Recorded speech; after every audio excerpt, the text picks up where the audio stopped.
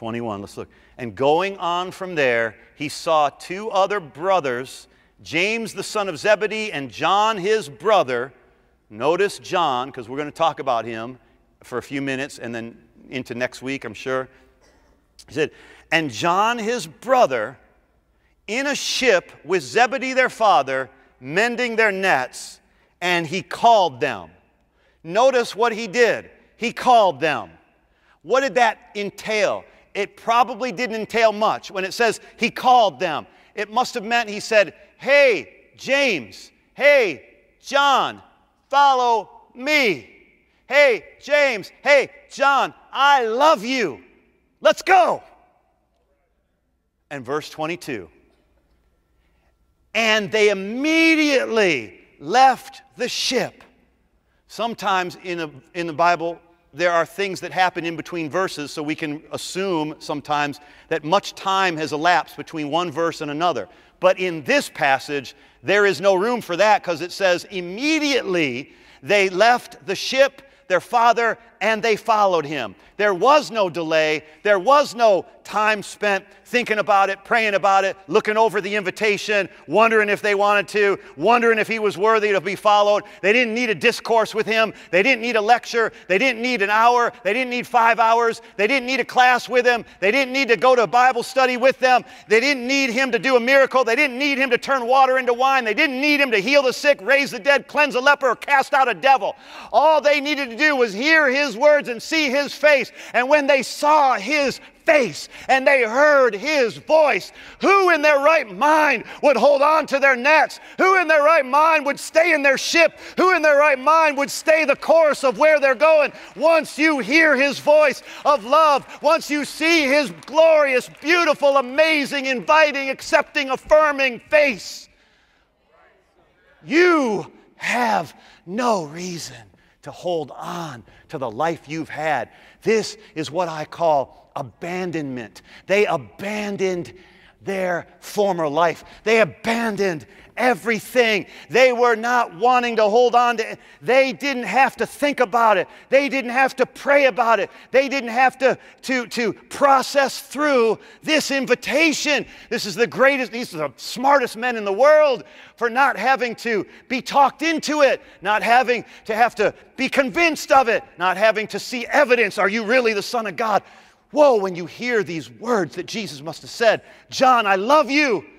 John, I know you and I love you and I want you to know me and love me, and I'm opening the door to an intimate relationship with you, and it was one day it's going to turn into your destiny, and one day you're going to write the book of John, you're going to write the book of 1st and 2nd and 3rd John, you're going to write the book of Revelation. You are going to experience such ultimate destiny. My purpose for your life is way bigger than this little fishing boat, but you got to be willing to abandon it, abandon it, abandon it. You got to be willing to let go of anything that's holding you back. Let go of anything that's keeping you back. Let go of any person or anything or any purpose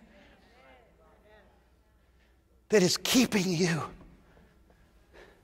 in your past and in your paralyzed state of not moving forward and not making progress with God. It's an abandonment.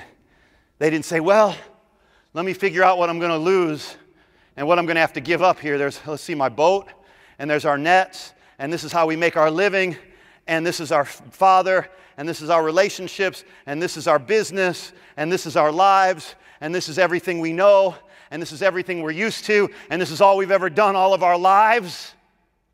They didn't have to go through all that. One invitation of love, and they were willing to completely abandon themselves and let go. What do you need to abandon today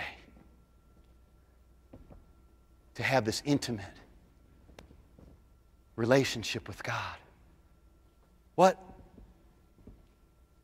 fishing boat? What fishing business? What relationships? What mindset do you need to abandon and take on this intimate communion with God Do you understand? It's one thing to be saved. It's altogether something else to forsake all and take Him. Is He not worth anything that you might have to abandon?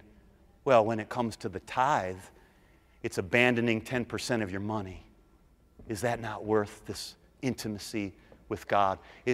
When it comes to forgiving someone, is it not worth forgiving that person?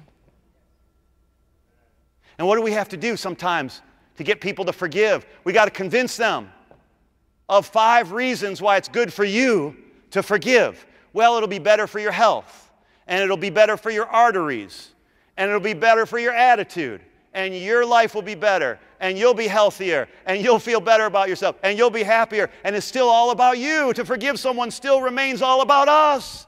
Why? Here's the real reason to forgive. It should have nothing to do with you, what's going to do for you. It should have everything to do with what's already been done to you. In other words, you have been forgiven of so much. And that's why you should forgive somebody else, because you've been forgiven. Therefore, you forgive. I don't have to forgive because it's going to make me happier. I don't have to forgive because it's going to make me healthier. I don't have to forgive because it's going to open doors for me. I'm going to forgive because I've been forgiven. Don't you see? This is what's already been done. So, I don't need to hold on to unforgiveness or hold on to my tithe or hold on to pride or hold on to anything, because there's nothing worth more than this intimate fellowship with the most beautiful, glorious, amazing being in the universe.